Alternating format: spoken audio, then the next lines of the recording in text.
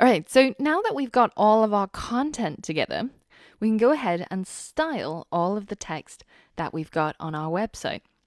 So in this lesson, I'm going to cover a number of font properties so that we can further style and make our website look the way that we want it to. So the first thing I'm going to talk about is the font size. And to begin with, I want my H1 to be a lot bigger than my H2s and my H3s so that it really stands out as the title of this front page. So let's head over to Atom and implement that change. So inside my H1, I'm going to tap into the font size property, and I'm going to set the font size to 90 pixels. So this is equivalent of selecting 90 in the drop-down menu when you're selecting a font size. And now if I hit refresh, then my title is going to get a lot bigger and it's going to fill most of that top page. Now at this point, make sure that you're not zoomed in or zoomed out and that your browser is at 100% zoom. And you can check this by just going to zoom in or zoom out, and you can see whether if you're on 100% or 110%. So we want it to be 100% so we can see what everybody else should see by default. Now, currently, our font size is set to be 90 pixels. So on certain browsers, if the user goes into preferences and they change their default font size for their web page, for example, if they need super large text in order to see, then you'll notice that font size does not change, even though the rest of the text does. And this is because this is not a dynamic size.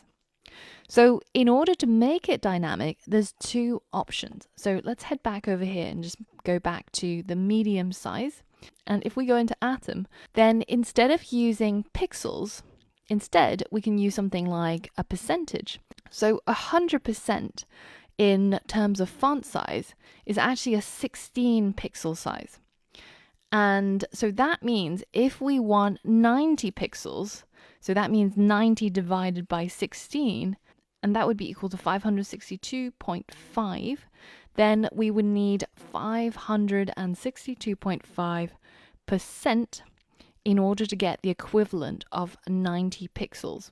So if we hit save and we go back to our website and I hit refresh, you'll notice that absolutely nothing happens because we're specifying exactly the same font size, but instead we're using a percentage this time. So that means that if we go into, say, preferences and we change our font size to very small or very large, then that font size will scale with it.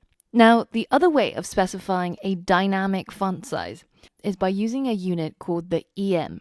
For example, if we head back onto our favorite website, techcrunch.com, and we highlight this title here and we inspect it, then if you select this H2 here, you'll see that it's got the class called live title and its font size is specified as 2EM rather than however many pixels they want it to be.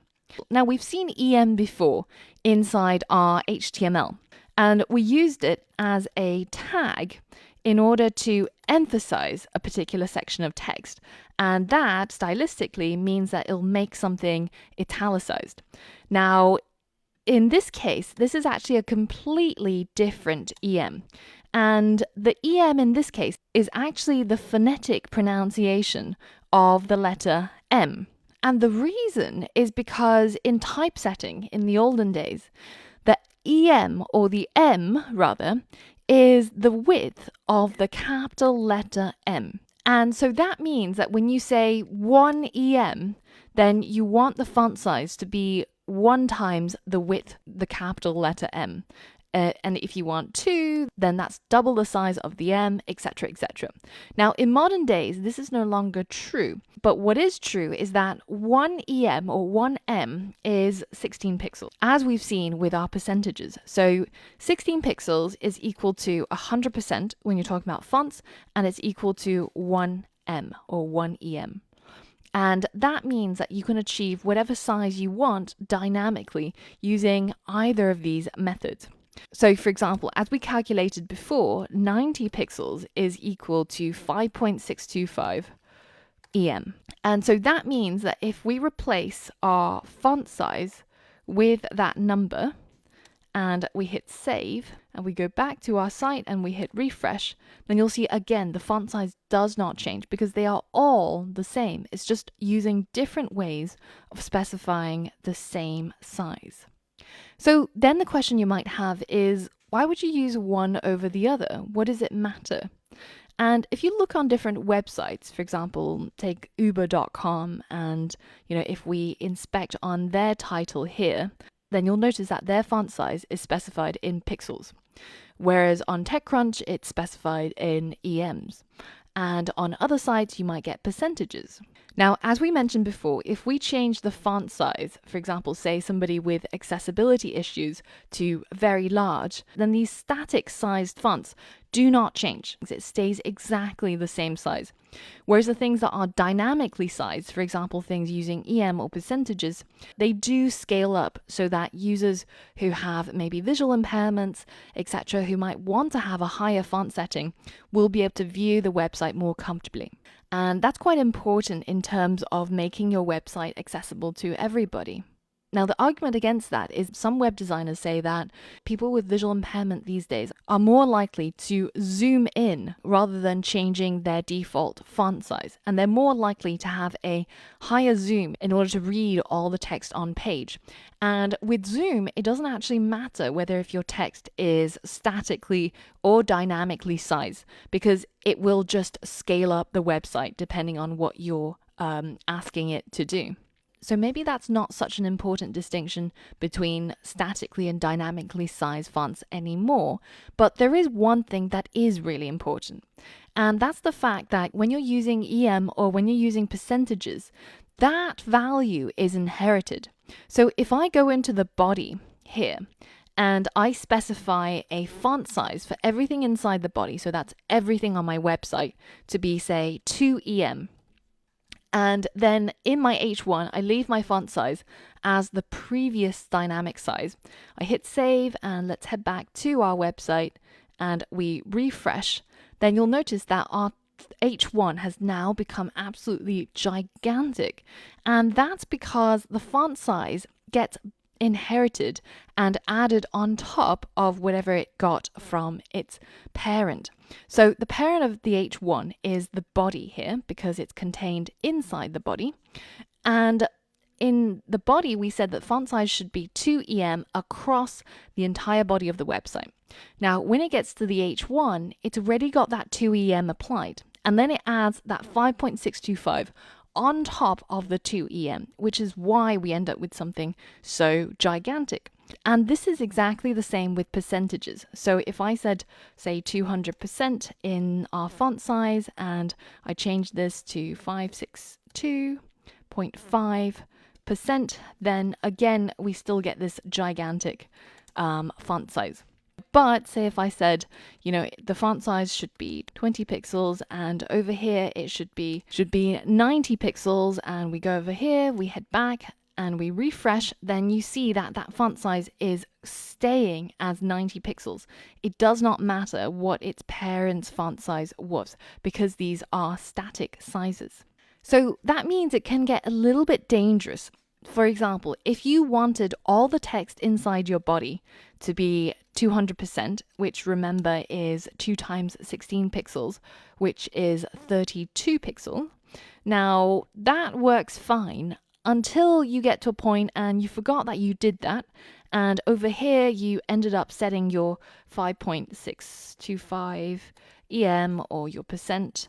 And then all of a sudden, oh, what's going on? Why does it look like this? And you have to go and debug and try and figure out where did it get this font size from. So for example, we can inspect in our Chrome developer tools and you see, okay, so it's got font size 5.625. That's what I want. But do I have any font sizes anywhere else? And here in the body, even though it's crossed out, that 200% is still being applied. So in order to avoid this, one of the things that we got in the latest version of CSS, which is the version that we're using currently, or the version that I'm teaching you about, is CSS 3. And inside CSS 3, there is something called the REM. and that refers to the root EM. So that means ignore all of the parent settings for the font size and just set it to this relative to the root. So that means that it doesn't matter what we've done here or in its enclosing containers or parents, it will be 5.625 times 16 pixels as long as we add the R in front of the EM. So if we hit save and we head back over to our website, hit refresh, then you can see that we still get that size that we wanted, which is the 5.625 REM. So the beauty of the root EM is that it does not get affected by upstream size changes. And it means that it's easier to debug and it's less likely that something will go wrong. So when sizing text, my personal recommendation to you is to use REM instead of EM or percentages or pixels, because that is the most adaptable and also the most reliable and least error prone. So now if we head back over to our site and refresh and also change our font size in our preferences back to the medium that's recommended, then you can see that we've got the exact size that we were looking for, which is the same as the 90 pixels that we specified. But this is done using REM rather than EM or percentages. Now, here's a challenge for you. We want to change the size of this part which says a programmer. Now at the moment, a programmer is inside a paragraph tag. Now we've got several other paragraph tags on this page, so we don't want to change the size of all of them. So first, I want you to change this element from a paragraph element into an H2 element. And I want you, as a challenge, to set the font size of the H2 to be equivalent to 40 pixels. But I want you to do that using REM. So pause the video, go ahead and see if you can figure it out. So that's pretty easy to calculate. So our target is 40 pixels for the font size.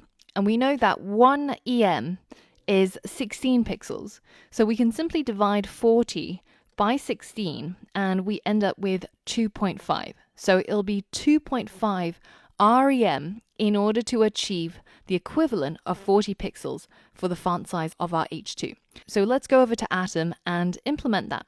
So inside our H2, let's go ahead and set the font size to 2.5 REM, hit save and refresh, and voila. We've now got a much larger subtitle and heading by changing the font size.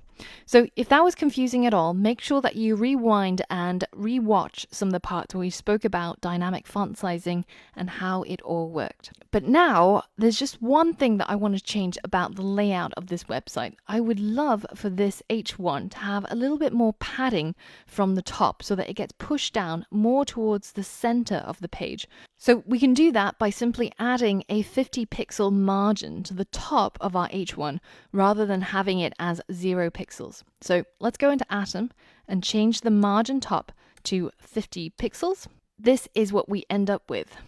Now, with margin top and padding and all of those other things where we specify a size, you can also use the EM, the REM, or the percentage values.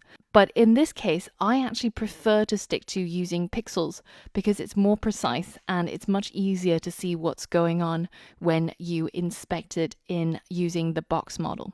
So that's just a personal preference and it's a stylistic choice of your own. So if you want to use REM or EM or percentages, that's absolutely fine as well. And it works exactly the same way as we mentioned with the font sizing. So basically, as long as you insert a 50 pixel equivalent margin, then we should end up with something that looks a little bit like this. Now, there's one more thing that I would like to change here after we've specified our font sizes, and that's to have a little bit less space between the H1 and the H2 here, because at the moment, if I hit inspect, you can see that the H1 has a significant amount of margin before and after, and I would just like to get rid of that bottom margin. So instead of specifying the margin top, we can just specify a margin using the circle shorthand. So we start off with the top, which is going to have 50 pixel margin. Then we go to the right, which I'm going to keep as auto to keep it centered. Then we get to the bottom, which I want to be 0. And finally, we have the left, which I'm going to leave as auto as well. Now if we hit save and we head back and close down our Chrome developer tools, and now we hit refresh, you can see that we've got a little bit less space between the H1 and the H2, and it just looks a little bit more put together. Now, these are all minor tweaks, and it's totally up to you if you want to implement them or not. I'm just adjusting it to my eye. Now, in the next lesson, I've got a number of challenges for you, and I want you to use the developer docs on MDN or on W3 Schools in order to figure out what these properties are and how you should set them. But you should be fully equipped in order to discover some of these other font-related properties that I want to talk about. So head over to the next lesson and complete the challenge.